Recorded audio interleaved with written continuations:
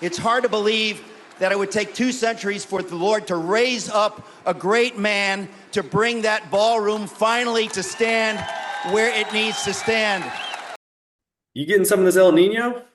Dude, El Nino, I think it's not hitting for a while. I think it's supposed to hit like later this year, like this summer and into winter. That's what that's an alarming thing we need to save for later because I'm seeing all this stuff about like what it's going to do to us and what it's going to do to us in the summer versus the winter.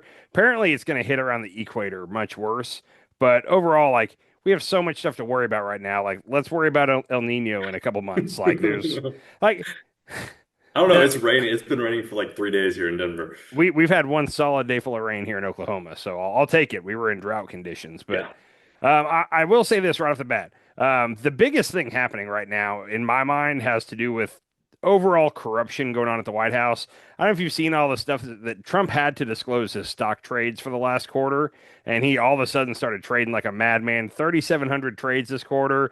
It was like I'm gonna pull a lot to be able to talk about it next time, but it was kind of hysterical because he would like buy Dell one day and then the very next day go on a radio show and be like, everybody should buy a Dell computer. Dell's the best. And same with Palantir, Eli Lilly, you name it. But then on top of that, the $1.8 billion slush fund that got the settlement for him suing the IRS.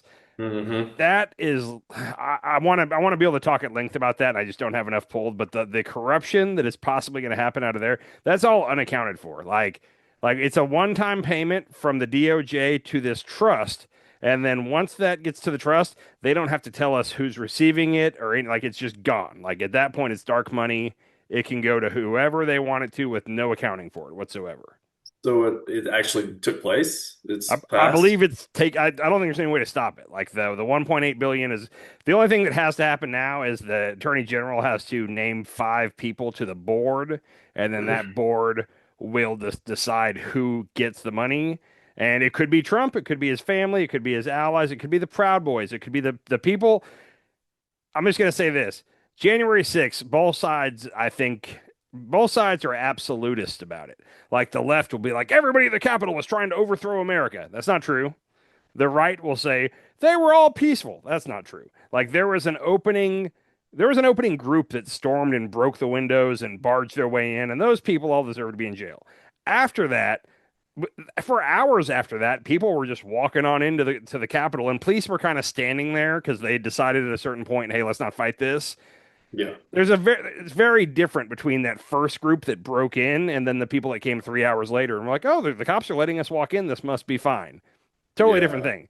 If those people, from what I've seen, most of the people that got prosecuted were people that fought cops, hurt cops, that kind of stuff. The people that just showed up and walked around, I don't think had the book thrown at them. If they did, if there's somebody Well, that, go ahead. JD Vance did a press conference today, and he was talking about somebody in Colorado, some old lady who Tina got the book Peters. thrown. Yeah, I don't know who she is. I just heard him say that, and I was just like, "Is he lying? I So can't trust yes, anything they say." he's being very generous with how he's describing that. She basically allowed someone to break in and tamper with the voting machines in an effort to try to prove that the machines had been tampered with, and then she treated the Mm. whole court case like she was untouchable. Like basically her attitude in the case is what ended up getting her 9 years. So showed no remorse, no regret, never said, "Hey, I shouldn't have done that." Anyhow, your governor gave her a pardon, or he commuted her sentence. I'm not a big fan of that. I'll just say I don't. I think what she got 9 years, and that probably was a little excessive. But she's only been in there for like 2 years at this point. Like let her be in there for a couple more years, then commute it. That's what I would say. Anyhow, 2 years, 2 years is quite a bit of time, but also yeah. tampering What with real? tampering with voting is should be a big sentence. Yeah, and she lied about it, and it was. If you look at the totality of what she did, like she deserved to get in trouble. 9 years was a little much. Anyway, all that, the corruption and the 1.8 billion, we're going to talk about that in great detail next time. Honestly, Okay, well, I did pull one clip of that. okay, you can let's I get it out I there. I pulled one. Let me pull it up real quick. I thought it was hilarious. So it was Jim Cramer on Squawk on the Street is what it's called. And he goes on there all the time, and he's always cuddling Trump's balls. But in this, I guess it's a three-person panel, and they talk about the economy and stocks and all that. They brought up Trump trading Intel. Yeah, yeah. Citi today takes it to 130. Yeah, but the president, the U.S. government got in. He could sell it and Yes, give that and the according number. to the filings, the president's been trading some intel in the quarter. Yeah. Yeah, trade. Got nothing to say about it? Well, Yeah. yeah. All right, don't worry. We're not having technical difficulties here, everybody, but we got to go. It's indefensible. Like Jim Cramer was at a loss for words there because how do you even dare try to defend what he's doing? It's flat out like everybody in America agrees that insider trading should be punished and that our senators and congressmen shouldn't be able to trade stocks. Trump is just openly manipulating the market and trading stocks to make himself and his family richer. And if all of MAGA just goes, we're fine with that. They probably will, but like that'll be incredible to me. So Yeah. anyhow, I'm gonna have some exact like dates and times that he bought stocks and then when he tweeted about them afterward next time for us. Okay. I was honestly getting a little like upset reading about all that today, so I wanted to switch to things that were funnier for tonight. So I'm gonna try to start off a little lighthearted. Okay. First of all, you know how we've seen plenty of pictures of Trump's hands, right? The close-ups where this hands. I think he doesn't have the worst hands in the White House. Okay, I want you to guess whose hand is in this picture. And you can see which one is Trump's hand because it's got the discoloration from the makeup that he puts on his hand. His are all gray because he's been covering up with makeup. Oh, that's got to be RFK, huh? That is RFK's weird hand. It's purple and red, and the thumb is awkward. And it's also gray, like a darker gray up top. What's going on with everybody's hands in the White House? Seriously, like when I saw this, I was like, there's no way that those are RFK is supposedly sexy to the ladies. This is what I've been told reliably. What is that goofy ass hand? Good Anyhow, question. let's talk a little MAHA real quick. First of all, one of the things that Biden did that was really good when it comes to MAHA type stuff was he outlawed the PFAS, the forever chemicals, and they were stair stepping them out. He put in regulations to where they had to decrease the amount of PFAS in our water over the next so many years. Right. New from CNN. This is what RFK has been preaching for a long time. Oh yeah, this is right in line with MAHA. Okay, MAHA should have been very happy Biden did this. Yeah. Now, new from CNN. Key Biden era regulations designed to protect the nation's drinking water from the most dangerous cancer causing I can't say that word, proliferate substances or PFAS has been removed by the Trump administration. And the little story there, key landmark regulations against forever toxins removed by Trump administrations. So everything Biden had put through about PFAS, the Trump EPA administration just wiped it clear. MAHA, if you're a MAHA member, what are you doing? Real quick. If you're a U.S. citizen, like you're kind of just fucked. Now we're just going to be eating more and more of these cancer-causing chemicals, so then people are going to die at a younger and younger age. Where our age of Age of decease date? What is that? I don't know. Average I think lifespan? Average lifespan. There you go. Is going down. Apparently, we were number one like 10 years ago, and it started to decline. It happened in the last 2 or 3 years, but like our average lifespan was going up and up and up and up, and we hit a tipping point where now it's coming down for the first time in like I want to say like hundreds or thousands of years. Like Yeah. anyhow, real quick from this CNN story, key Biden era regulations designed to protect the nation's drinking water from the most dangerous cancer-causing blah blah blah PFAS were removed by the Trump administration Monday. Manufactured since the 1940s to make products non-stick, stain-resistant, and water-repellent, PFAS chemicals have been linked to cancer, obesity, thyroid disease, high cholesterol, decreased fertility, liver damage, hormone disruption, and damage to the immune system, according to the U.S. Environmental Protection Agency. Those are all things that I hear MAGA and MAHA talk about a lot. The sperm count in our teenage boys. I don't know if you heard RFK last week was talking about how the sperm count in our teenage boys is too low. Like they're I feel like this administration should not talk about teenage boys' sperm count at all, especially at all. anybody that rode on Epstein's plane should not talk about teenage boys' sperm count. But I mean, you look at this: cancer, obesity, cholesterol, fertility, hormone disruption. Those are all things that you hear the right and MAHA talk about a lot. These appear to be what is causing that. Let's eliminate the rules that keep those out of our drinking water. MAHA. MAHA. What are we doing? What are we doing? That's the question. It doesn't make sense. And you mentioned JD. JD actually, he filled in for Carolyn Levitt today. Now, if you remember, they let Marco Rubio do this. What was that, a week ago or so, when Rubio was at the press conference place in the White House? It appears, and a lot of people are speculating, Rubio did good there. I told you at the time that there were a lot of Republicans watching that going, man, I wish we could just have Rubio right now as president. Like, he can speak. He's answering the questions. I think that JD got jealous, so JD wanted his chance to go out there and shine, so he spoke today. I hate him a lot more than Rubio. Like, if I had to have one of them as my next president, I'd give me Marco hands down. Like, and I don't like Marco. Why? He's so warmongering. He's way more warmongering than JD Vance. For some reason, I don't hate him as much as JD Vance. I don't know why. There's something about JD that really everything. I don't about like either him, one of them. I don't like either of them, but I dislike JD more. I'll say that. Okay. Real quick, JD. Policy-wise, I'm going with JD. No, because I'm too afraid of the connection between JD and Silicon Valley from Peter Thiel and all them. Like, that's my biggest fear for if another country doesn't destroy us, if we destroy ourselves from within, it'll be AI related. And I feel like JD will open the door to that. Yeah. That's what scares me most about him. He's really, he was brought to Trump by the tech bros. They were like, hey, make him your VP. I'm really making this a little too easy, but make him your VP and we'll support you. It's kind of what happened. There was more to it. He definitely looks weaker as a president than Marco would. And Marco is kind of a weak looking guy anyway. He is. Marco is nothing that you like, but Marco's the only person in the administration that's like getting things done. Again, there are things that you don't like, but like he's actually getting things done. Nobody else in the administration is really doing anything. So you got to give him credit for that. JD would be the better option. Now, again, if JD's running place, then the tech billionaires, the oligarchs are running the place. That's what I think. People can disagree.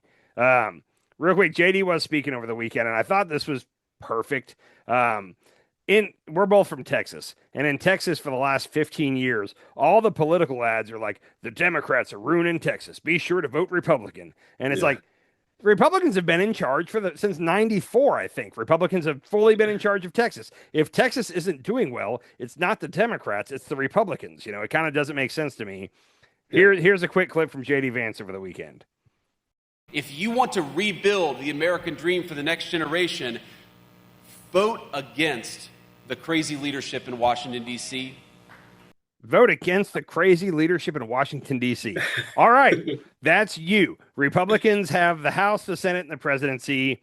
Yes, I would like to vote against the crazy leadership in D.C. Good point, JD. Let's do it. I like it. Yes. So, anyhow, the other news from the night real quick. I don't know if you saw Thomas Massie lost his primary tonight. He tried to stand up to Trump, and for a while it looked like he was going to survive. He ended up losing like basically 55-45 tonight. So he's done. The one inspiring thing is he did say tonight at his little speech at the end, what do they call it, a concession speech. He said he's got 7 more months in office, and he's going to devote all that time to trying to expose the Epstein files, the Epstein class, blah, blah, blah. So he might be a big thorn in Trump's side all the way up from now till the midterms. That would be awesome. So hope for that. I'm glad he didn't just resign like Marge. Like Marge should have stayed in there and kept causing trouble. But anyhow. Also in midterm news, Trump finally made an endorsement in Texas. I don't know if you saw this. He made the move that all mainstream Republicans were hoping he would not make. He endorsed Ken Paxton. If you're James Tallarico, real quick, things have lined up as good as they possibly could. Like this is, if you were going to win this, like getting past Jasmine Crockett was a hard hurdle to jump, and he got over it. And now you're looking at it and you go, just please give me Paxton, and I have a chance. Good news. He's got Paxton, and it's not for sure yet. The primary takes place next week, but with Trump's endorsement, Paxton's going to win. Today, Trump said, the highly respected Attorney General of Texas, Ken Paxton, an American first patriot and someone who has always been extremely loyal to me and our amazing MAGA movement. Loyal to me is the key part there. Yeah. Is running for the United States Senate to represent a place I love and won big 3 times with 6.4 million votes, by far the most votes in human history.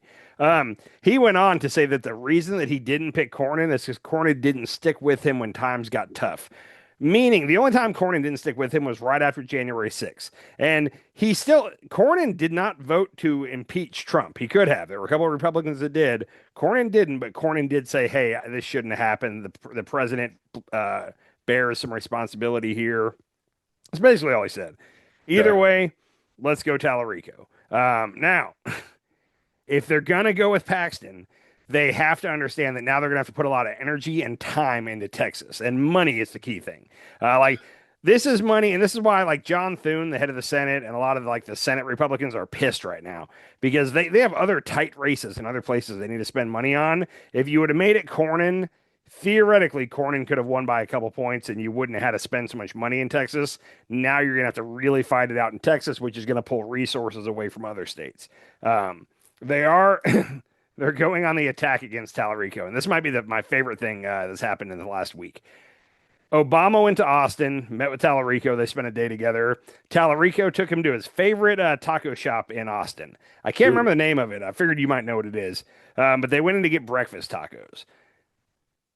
I've ordered the same breakfast taco that Tallarico ordered many times. He got egg and potato and cheese. The place right up the street from me calls that the Eggs and Papa. I don't know. That's short for potato. But eggs and papa. Would you call that a vegan taco? Eggs? No. It's got eggs, right?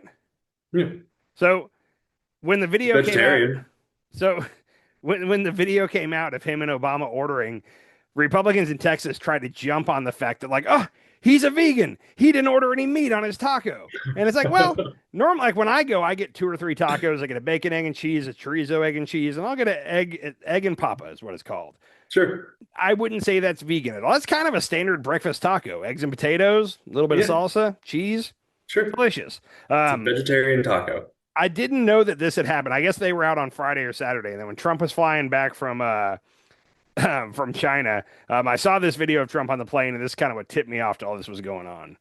I think the Democrats have a weird candidate. 6 genders, a real hit on Jesus.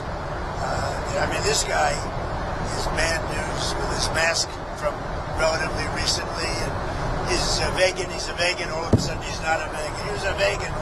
Now all of a sudden, he's not. Texas doesn't like vegans. I do believe either one of them will easily win the race. I think that the candidate the Democrats have in Texas is a very flawed, very weak, I think he's a pathetic candidate, especially for Texas. Okay? How many genders? 6 genders, I think is what he. 6 but genders. Did you catch everything he said there? He said he said he hates Jesus at one point. Tallarico, that's the whole thing. Is is like the Christian left. No, he said it's a hit on Jesus. Oh, it's a hit on Jesus. Is that what he said? That's what the caption said. Okay, but did you hear how he was pronouncing the word vegan? Vegan. He's a vegan. He's a vegan. They don't like vegans in Texas. What? Has he never heard the word vegan? It's like somebody showed him a tweet or something and he read it to himself and he was like, got it. And then he walked out there and he was like, he's a vegan. He's a vegan. Also, so Trump did that. And then the right got their marching orders. The Daily Caller was probably one of the first ones I saw, but they had a whole story up. Forget Tallarico's radical far left views. His taco order alone disqualifies him from a Senate seat. It made him look out of touch and completely unrelatable, is their story headline. His taco order, eggs and potato and cheese. I think Again, they're going to drive Texans away with that I messaging think because they I might. guarantee you there's so many people that order a potato and egg taco. It's kind of like it's one of them on the menu. There's 4 or 5 that you always see at every breakfast taco spot, which I didn't learn until I moved to Oklahoma. Breakfast tacos are not a nationwide thing. I So know. for people in states outside of Texas, Oklahoma area, like they might not even know what we're talking about. But a, It's a, weird here. Yeah. a tortilla, the basics is a tortilla, egg, and cheese, and then you put whatever you want with that: chorizo, Bacon, sausage, bacon, potato, very common. potato. I like to do potato, egg, and chorizo. Ooh, solid. Mm, Yeah, yeah. solid. Anyhow, Tallarico did have a good response to this. Props to his team for putting this out. Official statement from James Tallarico on vegan accusations. Him chomping into a turkey leg. That's pretty good. I thought that was good. Apparently, he did in 2022. He gave some kind of a campaign speech somewhere where he said that we really need to cut back on red meat. So he said that, and you're going to see that clip over and over and over. And I think that most doctors would agree with that. Like most Americans need to cut back on red meat. Seems like good medical advice. Maybe you could say I don't want my politicians giving me medical advice, but But what is Trump and RFK doing? and real quick, what's funny is the governor of Oklahoma, Governor Kevin Stitt, and this was about 2 years ago. He had like a health scare of some kind. I don't think he had like a stroke, but he had something happen, and he immediately had to give up red meat. And like people up here were trying like running to the right of him, were trying to hate on him for that, and he kept trying to defend it. He's like, no, no, no. He's like, I'm still eating a lot of chicken, and barbecue chicken's really good, this and that. But they were still like, he's not eating red meat, and he was basically like, my doctors told me if I keep eating red meat, I'm gonna die, and they were still like making fun of him for it. So If that's all they can come up with, that's perfect. what wasn't all? He believes in Oh, 6 genders, transgender for everybody. Uh, what I'm trying to remember what all the things. He's a flawed I candidate. forget. He's a terrible candidate according to Trump. He's a terrible candidate. Yeah, he had a list that just didn't make it. 6 genders. Where did that come from? I don't know. It's going to be so interesting because there's a chance that Republicans could easily hold the Senate by like 2 or 3 seats. And this, I told you way back, this is not the year for the Democrats to try to take the Senate. Like the map is bad. The people that are up for reelection are not easy ones. 2028, assuming this trajectory stays the same, Democrats could have like 55 or 56 seats in the Senate, like easily. This isn't a good year. But what's weird is like Republicans could easily win with a couple seats to spare, or they could lose by 2 or 3 seats. Like this could be a big kind of like in the last election where Trump won all the swing states. Like you could have it kind of split, or you could have one side take everything. Right now, it's not unbelievable that the Democrats would take 6 or 7 of these states. Uh, That would be nice. like states like Ohio shouldn't even be in the conversation. And right now, Sherrod Brown is leading. I don't remember the guy's name, but he's leading whoever the Republican is in Ohio by a couple points. Like that shouldn't be happening. That's all because of Vivek Ramaswamy. Um, Hmm. Tallarico in every poll is up 3 or 4 points on both Paxton and Cornyn. Now Okay. they're about to go into straight up smear mode on Tallarico, so I want to see how that lead. What happens there? That could even out real quickly. Um, Sure. Weren't they trying to like weren't they saying he was gay at one point? Yeah, they try to say he was gay. Okay. They're like I said, they're gonna start hitting him really like as soon as the primary's over and it's Paxton versus Tellerico. Ooh, you're gonna start seeing some nasty ads there. And then I haven't even talked much about it, but Graham Plattner up in Maine, it looks like he's gonna beat the shit out of Susan Collins. And man, Hmm. for a couple of years, I was like, well, at least we have Susan Collins and Lisa Murkowski, and there was Mitt Romney was one for a while, but there's a couple senators that are Republicans that are good. I'm sick and tired of Susan Collins' ass. Every time Trump does something, she's like, "Oh, I'm really upset about this," and he better have learned his lesson. But she never does anything about it. It's like I'm tired of you wagging your finger at him. I Uh-huh. think she's out for sure. So this will be Okay, good. it'll be interesting. So Good. I'm excited. I can't wait for November. Bring on November. I yeah, am ready for it. we're in the thick of it. Like the tonight was a big voting night. There were like 9 or 10 states that were having their primaries, and then I want to say within the next 2 or 3 weeks, all the primaries are wrapped up, and we are just straight into midterm season. So it'll be here before you know it. Yeah. Uh, Dang. Crazy. Before I get to Iran, I had one other thing, and if you got anything, feel free. But did you see anything about the Rededicate 250 ceremony, or I don't know No, what to call it. Celebration. I'll call it a celebration. The Rededicate 250 celebration that happened on Sunday. I did not see anything about this. So they had it on, I guess it was on public land, but it was very much put on by the White House, and it was in Washington area, and it was America's 250th birthdays in like a month, and they basically were rededicating the country to Christ, was I guess the meaning behind it. They had Trump. Trump came in by video and read a Bible verse, and they tried to play it off like it was live. Like, oh, and Trump was on the golf course at the time. He didn't even show up to this at all because he was golfing. But they just replayed. Remember a couple weeks ago when I played for you the Bible verse that Trump read from the Oval Office, and they were supposed to start doing it as a weekly thing. He only did it the one time, and they just replayed that same one. So not even anything new. I didn't watch it live, but I was trying to find clips to see, the clips were all hysterical, but I pulled one, and it's a short one, but this was kind of the theme. It was exactly what you would think. It was MAGA pastors out there talking about how Jesus put Trump here to save us all and all that kind of stuff. This was my favorite short clip. It's hard to believe that it would take 2 centuries for the Lord to raise up a great man to bring that ballroom finally to stand where it needs to stand. It's extraordinary. We only had to wait 200 years. Have Christians been waiting 200 years for a presidential ballroom? Me and you both went through, what was it called, catechism or whatever? We went through classes. I don't remember anything about a White House ballroom. No, nothing. They've Not been one waiting damn 200 thing. years. Maybe it's just the Baptists that have been waiting. I don't know. But Christ has finally risen up a great man to give us the ballroom we've all been waiting for. That was like, he's not the only one that said that. There were a lot of them that mentioned that God put Donald Trump here on earth to give us a ballroom. What? Andy.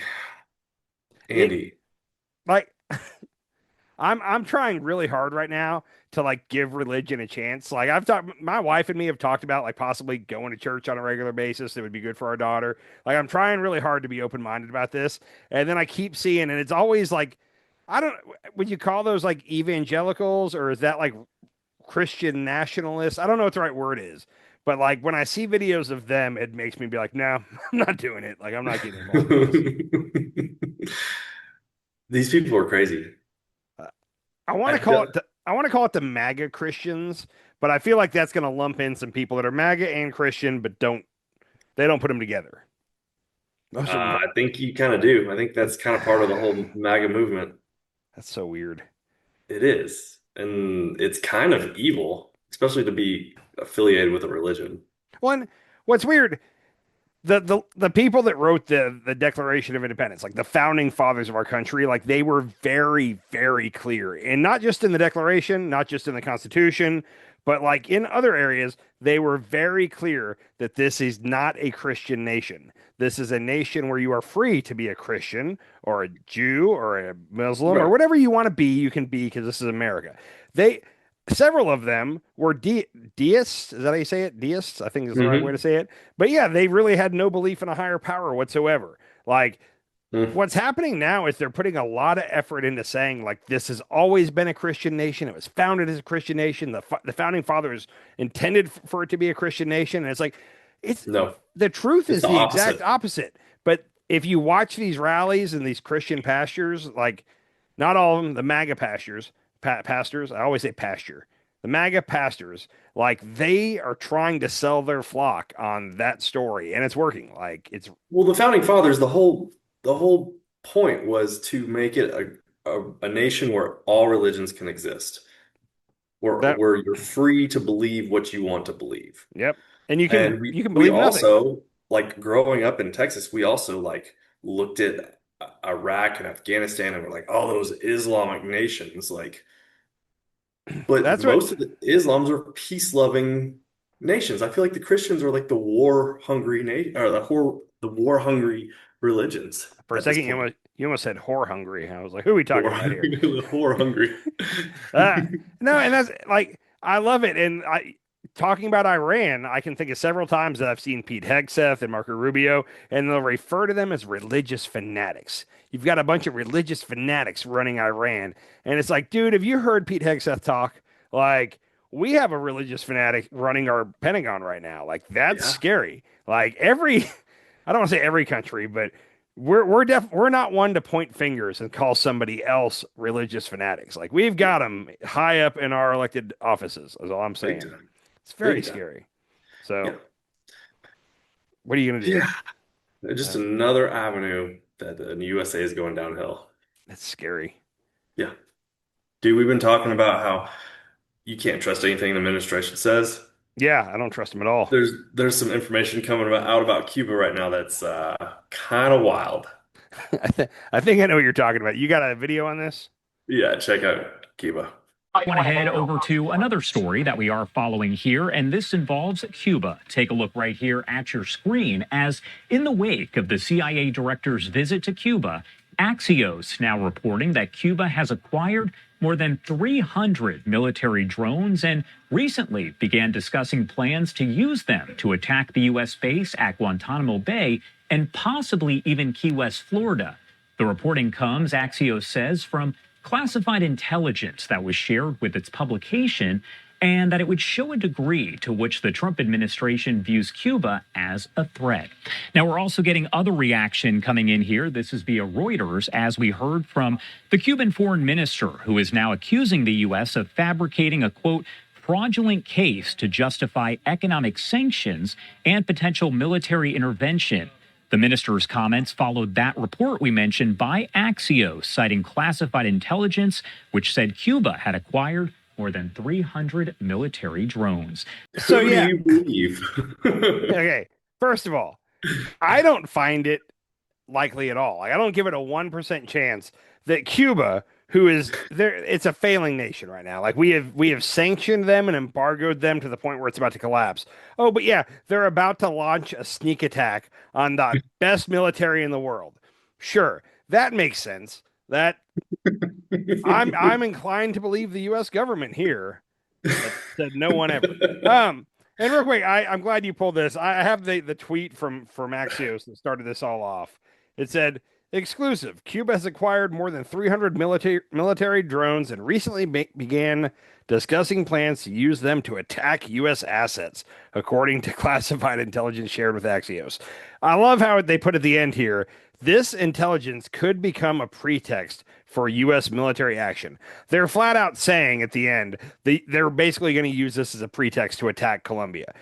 First of all, what if we leave Iran with our tail between our legs and then we go after Cuba and Cuba actually just destroys us? So never going to happen. I'll put everything I own on that not happening. But I told you before, like, if we take the L in Iran, like, Trump will immediately go to Cuba to get a win, to be like, oh, look, we're awesome. We beat Cuba. Beating Cuba it's like the Dallas Cowboys beating a little league team. Like, you can't even take pride in that. Like, if anything goes wrong, if we lose one American life or one piece of equipment, it'll be embarrassing. Like, we shouldn't have any trouble steamrolling Cuba. And it seems, I don't know if I told you this yet, but the leader of Cuba is Raul Castro, Fidel Castro's brother, 94 years old. And it looks like we're about to indict him in America. And that's what we did to the leader of Venezuela, Maduro. We indicted him, then we went and we kidnapped him when we said, no. It wasn't a military operation. It was a law enforcement operation. That's why we didn't tell Congress. They're going to try to do the same thing in Cuba, I guarantee you. They're going to kidnap a 94-year-old man in the middle of the night and bring him back to stand trial in, like, New York. So get ready for that. Great. What? Again, the fact that we're, like, this is the same thing we've done Iraq in 2003, Iran just now. We always say, oh, look, we got this intelligence. They're about to attack us. We better attack them first. Yeah. With Iraq and the whole WMDs thing, like, at the time, it was believable. Like, not for everybody, but hey, our government's telling us that Saddam Hussein's trying to build a weapon of mass destruction, a nuke. Like, that was somewhat believable. And now, looking back, we know that was bullshit. Iran is 2 weeks away from getting a nuke and destroying the world. No, like that, I don't buy that. Cuba is about to launch a surprise attack on America. Get out of here. Like, Oh my Stop lying to us. It's We're not that stupid. the Cuba thing might have worked like 20 or 30 years ago, but I think most of America is on to them now. Like we're not buying this shit. Well, it makes me mad that they think that we're this dumb. That's I've said that a bunch, but that's the most insulting thing. Like if I was MAGA, I would be insulted by how dumb they think I am. Like the lack of intelligence they assume that MAGA has. And what's sad is for the most part, they've been proven right. Like they like Yeah, that's where I was going. I don't know what to say. Anyhow, Mm, we do. has there been a study where like if you're MAGA, you have a certain education? So not education, but how I can't remember how they I don't remember exactly how they phrased it, but how much you pay attention to what's going on in the world. Mhm. Like that is how informed you are. So like you could have a really smart person that's not paying attention to world politics or the news, and they're not well informed, but they're super smart at whatever they do. That's very common. I guarantee you that happens a lot more than we think it does. So it's not a matter of how smart you are or education. It's just a matter of how informed you are. And there's this it's very clear that the more informed you become, the more to the left you start to lean. And like people blame that on all kinds of things, but it's really simple to me. Like I think I've used this example on our show before. I'm going to do it again real quick. But one of our good buddies that we've known forever was at my house visiting from Texas, and he made a comment. This is in the lead up to the election, and he said, "Well, he goes, I'm voting for Trump because Trump's going to shut the border down. Shut it down. Nobody else gets in." And that was his opening. Like he was very confident in that. And then we talked, and within 10 minutes of me explaining, like, well, if we totally shut it down, it would affect our economy in all these ways, and prices would go up, and we wouldn't have people to do these jobs, migrant labor, and picking the fruit. And I gave him a quick rundown, and quickly he was like, "Oh, well, I mean, okay, well, we need to let migrant workers in. Like, basically, let's just make sure that whoever's coming in, like, we know who they are. Like, anybody that comes to this country, we should have a good idea who it is." And I was like, "Yeah." In other words, the bill Biden was trying to put through, right? And he was like, "Huh?" And he had no clue, but it took roughly 10 minutes, and then he was on the same page as me as far as immigration goes and security at the You border. still voted for Trump. What's funny is like 2 weeks later, this came up again, and he had forgotten everything we talked about, or he purposely like blocked it out of his brain. He didn't want to know that. Yeah. But I think that's it. It's like there's a lot of things where it's really easy to say like, don't let them in here. Nobody else gets in. But like, okay, let me explain to you the real consequences of that. So the more informed you are, the reality of the situation is that, like, build a wall. I want a big, beautiful cement wall from sea to shining sea. Okay, that sounds great. How could anybody ever get over President Trump's beautiful border wall? Well, there's a lot of other problems with that. In simple stuff like migration of animals, but also floodwaters out in the middle of the desert. There's all kinds of issues where you can't just have a cement wall running from sea to shining sea. And if you explain that to somebody, they go, "Oh, well, I guess in some areas it would make sense for it to be a fence, and in some areas it would make sense to just use technology because of the rugged terrain." And quickly you could talk them out of the big, beautiful wall, but it takes information to do that. So Well, the Davis Mountains are beautiful. And put you a don't wall want, on them. and it's hard as hell to build a wall on a mountain range. You would think so. Those are the areas where technology would, and the technology is a lot cheaper too. Like run some drones over that area with infrared cameras and look for people going through the desert at night, and then send a truck out to meet them. Like that. Yeah, That works but really that's well. just Trump wanting to put his name on something. He wants to build and put his name on it. Yeah, in his brain, like, hey, they're getting in here. How do we stop them? Put up a wall. Like it's the simplest explanation, Yeah. but it's not the one that's the most effective. But for his brain, that was, and Yeah. sadly, it worked messaging wise. Build a wall. Like the phrase "build a wall" became a chant because it's real simple. I know, put up a barrier and they won't get in. Well, that didn't work out. And there were videos of people climbing the barrier. And apparently the wall was very easy to climb. I saw videos like people were having competitions, like Americans were having competitions to see who could get over the wall the fastest. It was pretty easy if you're a climber. Anyhow, not to mention, this is the dumbest part. It was like 90 or 93% of the drugs that come in from Mexico come in through legal ports of entry. They come in the back of trucks, through the border, through a checkpoint. They're not walking across the desert. That's just not happening. So, Yeah. anyhow, Since we brought up Cuba, I do want to touch on Iran real quick, and I'm going to make this real quick. If we would have recorded a couple days ago, I would have told you for sure America was going to attack Iran Monday or Tuesday. Everything was pointing to that. Iran was telling people, they're like, yeah, we're about to get attacked. In the next 48 hours, it's going to restart. We're going to get attacked. Trump was tweeting like a wild man over the weekend. One of Trump's tweets was pretty funny to me. He said, if Iran surrenders, admits their navy is gone and resting at the bottom of the sea, and their air force is no longer with us, and if their entire military walks out of Tehran, weapons dropped and hands held high, each shouting, I surrender, while wildly waving the representative white flag, and even if their entire remaining leadership signs all necessary documents of surrender and admit their defeat to the great power and force of the magnificent USA, the failing New York Times, the China Street Journal, corrupt and now irrelevant CNN, and all other members of the fake news media will headline that Iran had a masterful and brilliant victory over the United States of America, and it wasn't even close. The Democrats and media have totally lost their way. They've gone absolutely crazy. So he's mad because he feels like he's already had a great victory, and the media is refusing to admit how good we've done.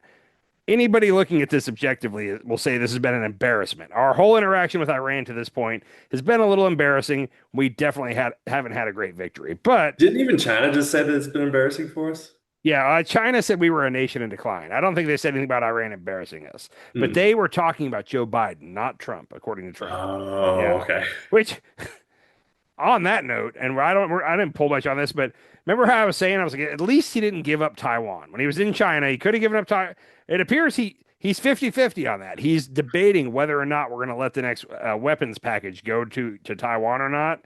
And just the fact that she talked to him and now he's not sure if we want to do it, like that's bad enough right there. So hopefully they will talk sense into him and we will continue to help Taiwan. Not a for sure thing right now. So Putin just landed in China today, right? I didn't even see that, but I believe it. I think Putin landed in China and there are like 38 deals on the table that they're going to sign. What's funny is President Trump didn't sign a single deal. I actually pause on this for a second because I do have something on that for you in a minute. But real quick on Iran, let's just finish this out real quick. He tweeted that. He also tweeted at one point, for Iran, the clock is ticking and they better get moving fast, or there won't be anything left of them. Time is of the essence. I think that was on Sunday. Now, in the middle of all his tweets about Iran, he also was tweeting out some weird shit this weekend. I don't know if you saw this. The weirdest one by far was this one. Oh, what? Why? What? That alien appears to be maybe in handcuffs. I'm not quite sure. The alien's also ripped. He must be doing like the carnivore diet. I'm not sure. But he was tweeting out shit like this all weekend long, and I'm not really sure what the point of all this was. Like, so did they have a guy dressed as an alien, or I think that's definitely AI. That's AI for sure. But he probably saw that somewhere online and retruthed it. So anyhow, what the fuck is wrong with this guy? There's no telling. But as it appeared, like we were going to attack, like I said, and I was reading this everywhere. Everybody was thinking Tuesday looked like the day. Trump on Monday came out. This is classic Trump right here. I have been asked by the Emir of Qatar, I can't even say that guy's name, and the Crown Prince of Saudi Arabia, Mohammed bin Salman, the President of the United Arab Emirates, I'm not going to say that name, basically all these different countries, to hold off our planned military attack to the Islamic Republic of Iran, which was scheduled for tomorrow, which was Tuesday, in that serious negotiations are now taking place, and that, in their opinion, as great leaders and allies, a deal will be made, which will be very acceptable to the United States of America, as well as the countries of the Middle East and beyond. He goes on, the deal is going to be no nuclear. But we're not even, like, nobody cares anymore. Like, he was doing this whole, like, I'm going to attack. These countries asked me to hold off because we're close to a deal. And that for a couple of weeks that worked and that manipulated the stock market. He did it again over the weekend. Nobody gave a shit, including the stock market. Like that didn't move the stock market at all. We're sick of this game where you act like you're going to attack and then you say someone asked you to delay it. Now, 3 of the countries that he listed that asked him to not attack told the Wall Street Journal on the record they have no clue what he's talking about. They didn't know he was about to attack, and they didn't tell him not to attack. When they saw this tweet, they were very confused, and I guess somebody from the Wall Street Journal started reaching out to all these countries, and they were like, "Yeah, we have no clue what he's talking about." So he flat out made up that these countries politely asked him to not attack because we're so close to a deal. Now, but that doesn't surprise anybody. Like, no, he's just been lying this whole time. We've been calling it out this whole time. Like I said, nobody's buying it at this point. So I think he's upset now that nobody's buying it. So he came out today and said that they've got a very short amount of time. He said 2 to 3 days, but then so today is Tuesday, and he said 2 to 3 days, but then he said, I don't know, Friday, Saturday, Sunday, somewhere in that range. Well, that's like 4, 5, and 6 days, I think. Like, that's what I don't know what his timeline is. It's the same damn timeline as the healthcare plan. Exactly, 2 weeks. And everything else. He's going to release his taxes in 2 weeks. All that stuff. The betting money right now is that he's going to attack them this Friday as soon as the markets close. I don't even know. Like, I don't think he wants to. Like, I really think he knows this is bad for him. They finally gotten through to him and said, "Sir, the people don't like this." And he's stuck right now because he really does not want to attack them again, but he also doesn't want to be the first American president to lose a war. By the way, we lost Vietnam, but we don't count that. So I think he also doesn't want to disappoint Netanyahu. yeah, there's definitely something to that, which, by the way, and I didn't pull anything on this, but as soon as he came out and said, "Oh, all these countries asked me to stop because we're so close to a deal," Smotrich, there's 2 guys under Netanyahu in Israel, Ben-Gvir and Smotrich, and Smotrich came out and said, I guess Lebanon tried to indict a couple of the Israeli leaders as war criminals, and he came out and said, "Hey, to try to indict us as war criminals is an act of war." So now the war is backed on, and he started announcing all these villages need to evacuate because they're going to destroy them. So Israel did their best to restart the war in Lebanon, which will upset Iran. So just the mere thought that we might have peace, Israel was like, no, we got this. They stepped in and started lighting things back off. So we need to pull out. I think that Trump. So here's the thing. I think all of us in America would like it if we just leave and declare victory. Just leave. The problem is you Democrats. If he tries to do that, you Democrats are going to be making fun of him left and right all day long, and he can't do it for that. If you guys would agree to not make fun of him for tacoing and for losing to Iran, we could get out of this, but you can't do it. And I'm just as bad. I would definitely be laughing about the fact that Iran went so terribly. Anyhow, I can't wait till we lose to Cuba. We're not, like I said, that's a for sure victory. I don't gamble, and I'd put money on us there. The other funny thing about Iran, and I just thought this was awesome, is apparently we had a plan to swap out their leader, the Ayatollah, with one of their former presidents. Now, this is interesting because their former president hated Israel and America, but apparently Israel and America were like working behind the scenes with him to like prepare him that we were going to put him into power in Iran because for some reason we liked him better than the Ayatollah. It doesn't make any sense. I don't even want to try to make it make sense. But here's this article real quick. It says, days after Israeli strikes killed Iran's supreme leader and other top officials in the opening salvos of the war, President Trump mused publicly that it would be best if someone from within Iran took over the country. It turns out the United States and Israel went into the conflict with a particular and very surprising someone in mind, Mohammed Ahmadinejad. I can't say that name. The former Iranian president known for his hardline anti-Israel and anti-American views. This is the best. But the audacious plan developed by the Israelis in which Mr. Ahmadinejad had been consulted about quickly went awry, according to the U.S. officials who were briefed on it.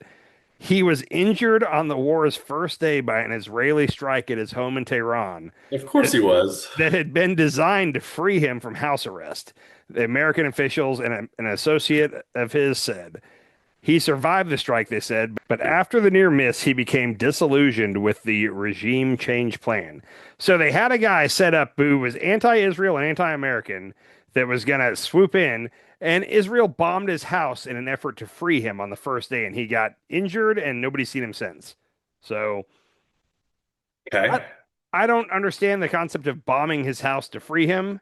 They must be real surgical with this stuff because they were going to try to take out the guards that were keeping him under house arrest without injuring him. Anyhow, I mean, it could have been a mistake of Israel, but who bombed him? Israel or the United States? Israel. It was an Israeli bomb that apparently Okay. hit his house. But Israel just seems to play their cards. They seem to go like, "Oh yeah, no, you're cool. We'll talk with you we'll negotiate with you," and then they get killed, right? Oh, so there's a whole thing where like, okay, I'm gonna take this in a different direction, but like Republicans talk all the time about wanting to end the migration through the southern border, but also that's like a really good campaign issue for them. And people have said, like, if you really want to end it, you go after the employers. You make it to where if anybody gets caught employing an illegal, the book's going to get thrown at them. That'll take care of it on day one. The bottom line is they don't really want to do it. They know the economy needs the migrant labor, and they want to use it as a campaign issue. So they're not really trying to end it. Same with abortion. Like when they actually finally and overturned Roe versus Wade, like then they lost the ability for that to be a campaign issue for them. Are you telling me that fear drives voting better than good governance? Yes. And I'm telling you that Iran and Israel have a weird, like, symbiotic relationship where it almost both of them kind of like what they have going on because they can use that other side as an enemy and use it to rally the people and unity in their country. So it's a weird little game that's being played here. I hate it. I hate it so much. Peace, love, like, and subscribe. Yeah, exactly. World peace. Real quick, the only last thing I have, Jameson Greer is our trade ambassador, and he accompanied Trump to China last week. And when Trump came back, I think we talked about it. I think Brett Baer or Sean Hannity, one of them asked Trump, like, "Hey, so did you sign any deals? What happened?"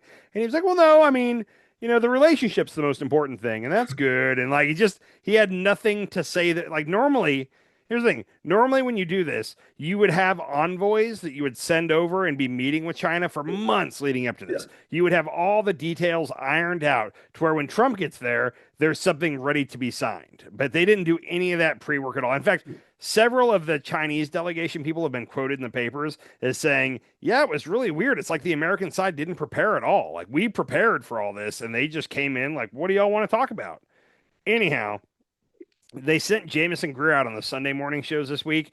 You can always tell how bad a week it is. Normally they send Scott Bessent out because he can kind of spin. He's decent with the media. This week, nobody wanted to go out, so they sent Jameson Greer, and he was a deer in headlights the whole way. I do have one clip. He was on every show, but I pulled one clip for you. The question here is about what deals might we have gotten. Check his answer out. Products. The conservative Wall Street Journal editorial board questioned whether the summit achieved any of the stated wins because of how vague these things have been. They said Mr. Trump boasted about fantastic Chinese purchases of U.S. soybeans and aircraft, but China didn't confirm the sales. And by our count, this is the second time China has bought the same American soybeans, or is it the third? They're kind of arguing you're playing a shell game here with like re-announcing past deals on past agreements to purchase over a period of time. Can you answer these conservative skeptics with any specifics? So first of all, we've had a deal in place with the Chinese since October that they would buy 25 million metric tons of soybeans each year for the rest of the president's administration. So that deal is still in force. What we expect with the new purchase agreements, where the specific number will be announced very soon, double-digit purchases of aggregate agricultural products. When I say aggregate, I mean everything else. That could be soybeans, that could be beef, that could be grains, that could be dairy products, all kinds of things. So we have the existing soybean deal that they may be referring to, and then over on top of that, we have these agricultural products as well, and all of that will be facilitated by Board of Trade discussions with the Chinese. So still not nailed down, just an aggregate agreement. Didn't they used to call him the deal maker in chief? Trump? Yeah, he had the art of the deal, baby. Right there, Jameson Greer confirmed. He said, "Yeah, the soybean deal that Trump talked, because Trump did bring that up like the next day after he got back, and he said, yeah, that's been the deal we've had in place since October of last year, Yeah. and they're not meeting their quotas on what they were supposed to buy there." And then he just said, and then we're talking about another deal, aggregate agriculture stuff. It could be this, it could be that, it could be a lot of things, but we're still working on that. So no. We've got nothing. Nothing came out of the China deal. Trump is now saying that President Xi promised him he wouldn't send weapons to Iran. I don't buy that for a second. I think Xi might have told him that. Xi also told him that he's not sending weapons to Russia to use in Ukraine, yet we keep finding Chinese military equipment all over the battlefield in Ukraine. So, yeah, they could tell him a lot of stuff, but it's getting there. So, Yeah, man. I mean, we hired Trump to be a deal maker and to get us good deals across the globe, and he hasn't got us a fucking one. right now, here's the thing. You could say, what were Trump's main priorities coming into office? He's going to make the economy better. He's going to handle inflation and make everything better affordability wise. Yep, He's going to shut down the border, and he's going to remove all the illegal immigrants, mass deportations, okay? Of those three, I'd say those were the three things. And a lot of people that say they voted for Trump, they would say the economy, immigration, the southern border. Would you kind of agree in general? Yeah, okay. I think so. The southern border, A plus. He has shut down this. There's barely anybody crossing the southern border right now, so he's done that. The economy, I played that clip for you last week where he said, "I don't think about Americans' financial situation." Somebody on Fox, I think it was Brett Baer, asked him about that quote and kind of gave him a chance to correct it. He goes, "No, it was a perfect quote. I said it and I'd say it again." Okay. And then they asked JD about it today, and JD was like, "Oh, you're taking it out of context." And it was a terrible answer on his part. He said, "You're being real disingenuous with how you ask that question." No, this is why I want JD as over Marco, is because he's so bad at it. He's not good. I think he'd get less done, and he's just not good at at being a politician, really. He's not, but I worry about him being a rubber stamp for outside interests, mainly the oligarchs. Agreed, but so is Marco. Marco's outside influence by the war machine, and JD by the tech billionaires. But I'm used to it's the devil I know versus the devil I don't. Like, I'm used to the war machine. The military industrial complex has been running America for most of my life. I've been there. I know what it's like. It's not fun, but it's not terrible. Like, the oligarchs getting power is scarier to me right now. They already have the power. Yeah, they're pretty much there right now, but it'll be worse. In my opinion, it would be worse with JD than it is now. Did you see, and I think this was one of my, not predictions, but my conspiracies. But did you see that one of his exes is coming out, and she said that something about how his space technology influenced the election? Yeah, so Ashley St. Clair, I'm way too familiar with her right now. She's the one, she came out and she's the one that told us that all these women that Elon knocks up to have kids with, he signs a contract with them. Like, they get it's like a couple $1 million up front, and they get an annual allowance, and all they got to do is raise his offspring. And something went south with her. I don't remember what started it all, but now she's in like a lawsuit with him. So she does these videos where it's like, there's like a trend, not a trend, but a thing girls do online where it's like, "Get ready with me," and it's like while they're putting their makeup on, they're just talking to the camera. I've seen this, but she does a lot of she does those, but she's like, "Yeah, so Elon said a couple weird things to me around the election, and like he said that he has his satellites in space that are gonna, he didn't say change votes, that are like his secret weapon for the election." And she also, to me, I'm still not ready to say that anybody changed any votes in the last election. I think Elon did some clearly illegal shit with paying people $1 million, get the $1 million giveaways and all that.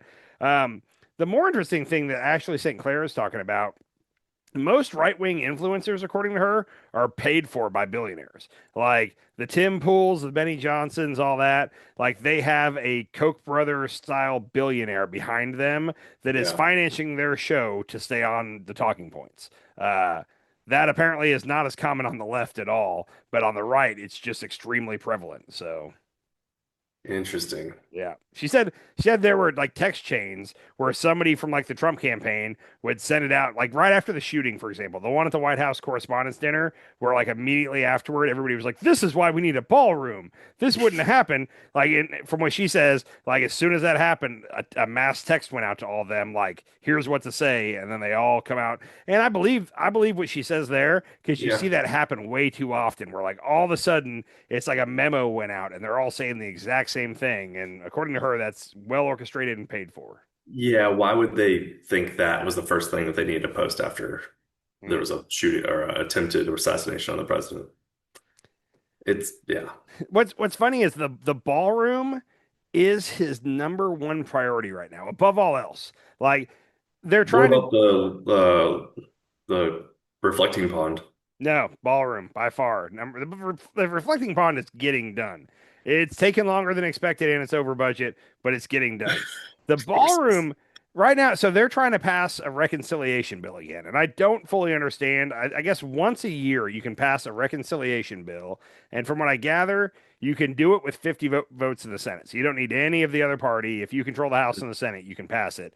And the only thing it has to do is it has to be uh, revenue neutral. So, like, if you're going to add money to one place, you have to take it away from another place, but you can Hmm. do that once a year, the party in power. Um, they're trying to fund ICE and CPB, Customs Border Patrol, using Okay. reconciliation. That's why they eventually ended the shutdown what was that, a month ago or so when they ended the DHS shutdown.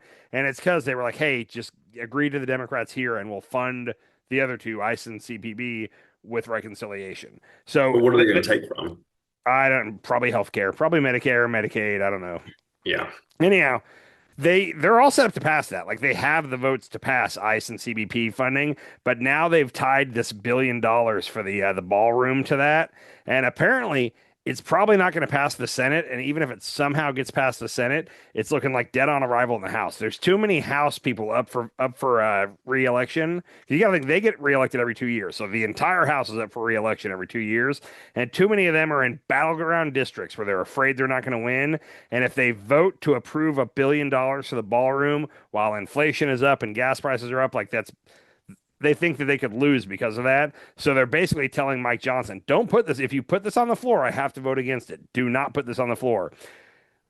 The Senate parliamentarian kind of bailed the Senate out because she said, "Oh, hey, you can't have it in here because of the language." And the Senate was honestly thrilled. They were like, "Oh, thank God. Okay, sorry, President Trump. We were going to do it, but the parliamentarian said we can't. We tried." And Trump is telling them to fire the parliamentarian, fire them, and replace them with someone who will. And John Thune is like, we can't. He's like, we would if we could, but we really can't. They could. They don't want the ballroom money in there because it's a poison Hmm. pill for the whole bill. Trump Yeah. doesn't understand that, and Trump wants to make them vote for it.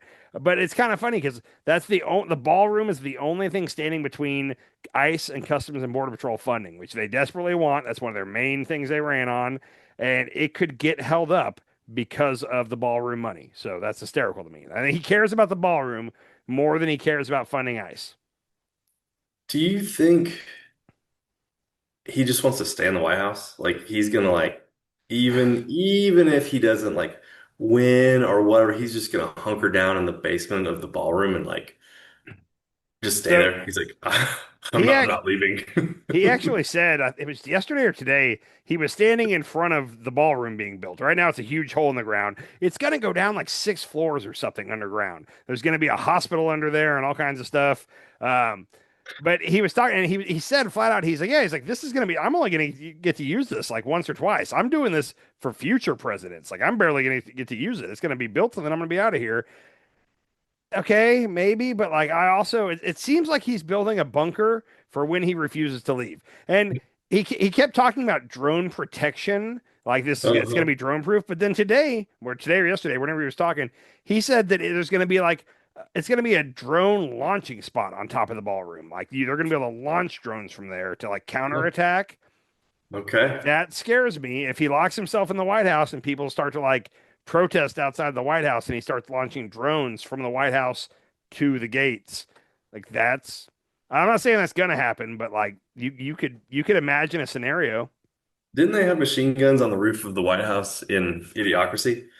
Yes, That's that's one of those where like I'd like to think that there's all kinds of different like lasers and like automated machine guns around the White House, but there's not. Like that guy, it's been 10 years now, but when Obama was president, the guy that just hopped the fence and ran all the way up to the White House, and it turned out the door was unlocked and there was a woman guarding the door, and he just knocked her out and kept going. Like I would think that there's trapdoors and like machine guns and lasers and all kinds of things that would set off alarms. And no, he got all the way into the White House and an alarm didn't even trip. Like he was running through the White House before people realized there's a guy with a knife running through the White House. Anyhow.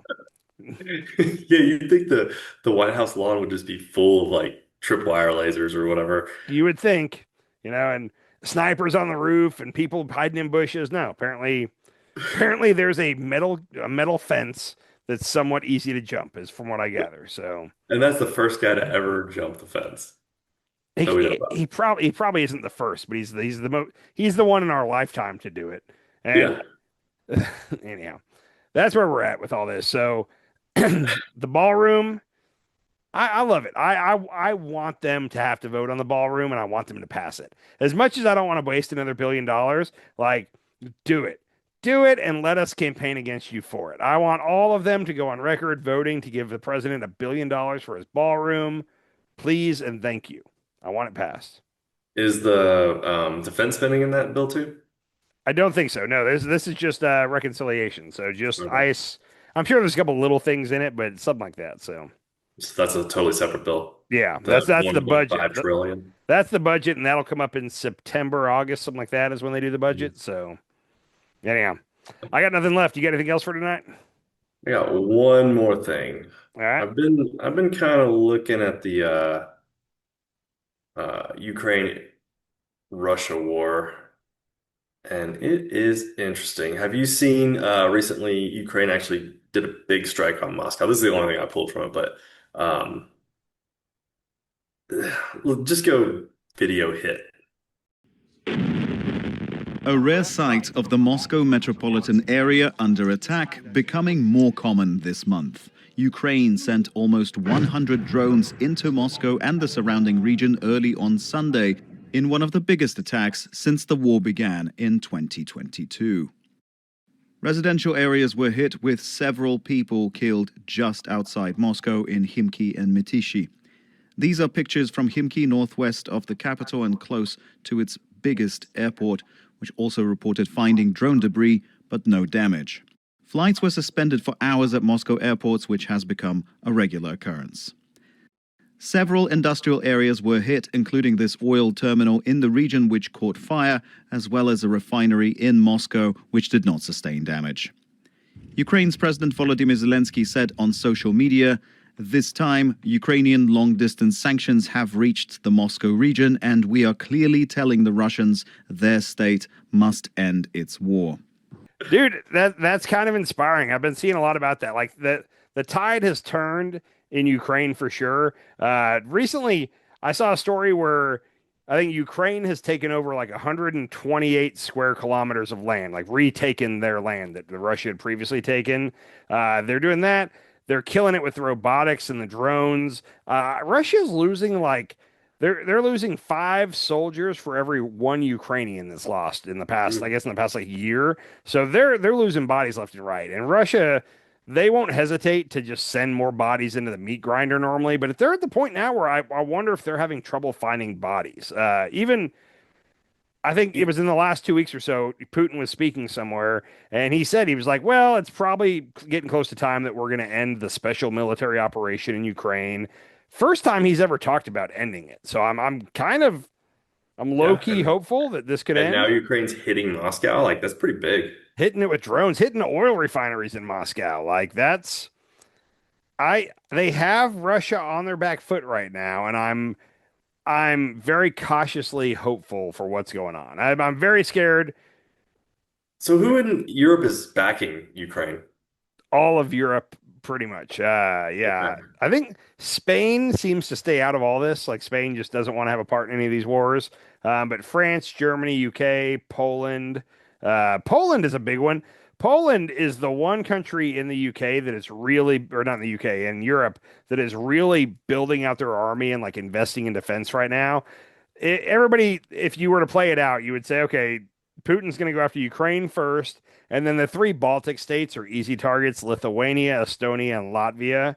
And then after that, Poland's the next big prize. And Poland knows that. Poland's been fought over by Russia and Germany for, the whole World War II. Poland got split in two. But yeah, so I'll say this. I'm cautiously optimistic about what's going on in Ukraine, but we're coming into the summer, and there's a whole thing called the summer push, where like in the spring and in the fall, the ground is too wet and muddy for tanks to really advance. So you get kind of bogged down and it becomes like a stalemate where the lines don't move. But then in the summer, that's a time where Russia, the past 3 summers, they've had a big summer push. And maybe they're getting geared up to do another summer push. They're going to retake that land. Maybe not. Maybe they've had it. Maybe they don't have anything left in the tank at this point. And Ukraine could have a summer push. That would be phenomenal. But like I said, I'm not celebrating early on this one. Yeah, it's super interesting to see all these big countries like fail against these smaller countries in war. Dude, the thing is, it's asymmetric warfare. Like I think a lot of these big countries are still thinking like World War II, like whoever has the biggest army and the most, planes is going to win this. And like, no, it's not. Like Iran can throw a couple of sea mines out in the Strait of Hormuz and checkmate. Like you can bomb them until oblivion, but if they retain the power to keep dropping a couple mines a week in the Strait, like they've kind of got you. Like they got the whole world. It's weird to look at going forward. Like the three superpowers, China, US, Russia, that for forever it's been who can build the most aircraft carriers and ships and have the stealth planes and the stealth bombers. And like I don't know how much that's going to matter going forward. Like drones, like yeah. Small, light, cheap. Yeah. And like you look at what Iran has an annual budget for their military of $10 billion. We have $1 trillion right now, going to be 1.5 trillion next year that we're putting into our defense. And $10 billion a year country they're not winning, but they're also not losing. Like they're just kind of hanging in there. Them not losing is winning. Yeah. Like we're closer to America just saying, screw it and walking away than we are to Iran surrendering, in my opinion. Maybe I'll be proven wrong on this, but it seems like that's where we're at. This also shows like how the world economy, how we're so intertwined in the world economy now that just that strait has basically risen prices across the globe and like put countries on the hurt, right? Every country's hurting right now because of the Strait of Hormuz. Well, like when you say hurting, I think you're referring to gas prices, fertilizer. Like there's a whole other thing going on right now. Like in some of I think they're the West African countries, Somalia being one of them. Like they're at the beginning stages of famine right now. Like when there's shortages and this isn't all because of the war. Part of this is because of drought that's been going on. But right now there's shortages in crop, in wheat and other things. And now that stuff is only going to go to the countries that can afford it. The price is going to go up. America's still going to get their crop. Somalia, they don't have the money for it. So there's a thing where, and this is just like the border thing I said earlier, we're like, nobody coming across the border. And then you give them some information. I can guarantee you that Republicans are going to say, well, Somalia, who cares if there's a famine in Somalia?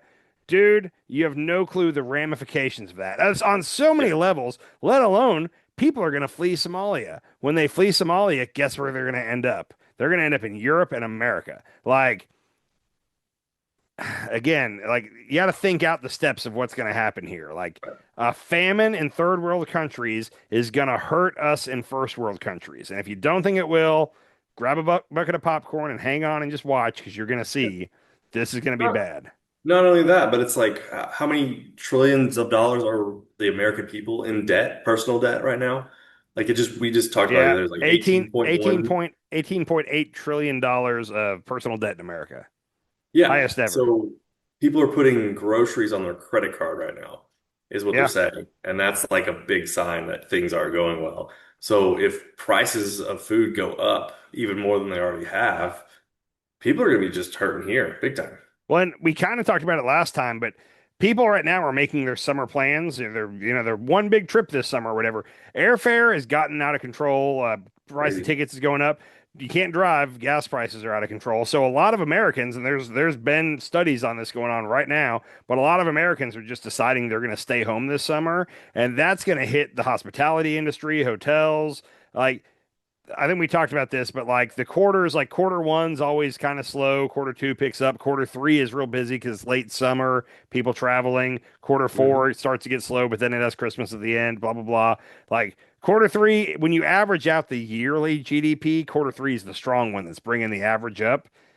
Our quarter three this year is going to be interesting. It might not be that good at all. Like we're in for a summer that I want to use the word painful, but I'm trying to think of a better word. But people are gonna be penny pinching this summer, like no doubt. Like maybe not the billionaires, but the average Americans are. And heading into a midterm, awesome, great timing. Way to do all this heading into the midterm. Good. I'm happy. Yeah. I'm happy that they're doing this now.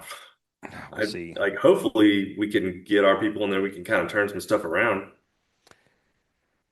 Again, I just want to caution you. Every time we mention the midterms, I want to bring this up. But like, I know what you're gonna say. Say it. Let's hear it. Because Trump is gonna go even crazier than he is now. It's not like be fighting it, dude. There's so many Democrats that think, oh, if the Democrats win the House and the Senate in the midterms, everything will be better. No, it's gonna get worse. Like it needs to happen. I'm all for it, but also like when Trump gets cornered is when he lashes out the most. And if they retake the House and the Senate, Trump's going to start to do some really crazy shit. And we all need to be ready for that. What do you think he's going to do? Oh, he's going to start trying to do all kinds of stuff by executive order that's then going to get challenged, but then it's going to get tied up in the courts. Like it'll be a lot of, he'll do something and then it'll be like, well, if the courts stop me, and the courts will put injunctions, and then there'll be appeals, and he'll get away with doing like this $1.8 billion thing. Like he's gonna get away with this. Like they're gonna try to challenge it, but he's in the meantime he's gonna get away. He's got to give away $1.8 billion between now and it expires the day before he leaves office. Like January 19th, 2029 is when he has to spend all this by, and he doesn't have to tell any of us where it's going. He could stick it all in his bank account, and we'll never know. That's what he's probably gonna do. Yeah, well, the board of governors, the five people on the board of governors get to decide where it's going, and guess who's going to pick them? It's either gonna be Trump or Todd Blanche, Trump's lawyer. Yeah. So, yeah. Well, Trump's gonna have a say in it, so it's probably won't be Trump because they know that that's gonna look even more suspicious than they already look. Yeah, sorry, my mind just went to like Trump trading, and I was like, oh yeah, we already talked about that. We're talking about it next time. Yeah, I'm going to post some stuff on the Trump trading. That's like the fact that this is happening, and I haven't seen MAGA's reaction yet. But if MAGA goes, what? He can trade stocks. Like, oh, dude, I've already lost so much respect for so many MAGA voters. But if they act like this isn't a big deal, oh my God.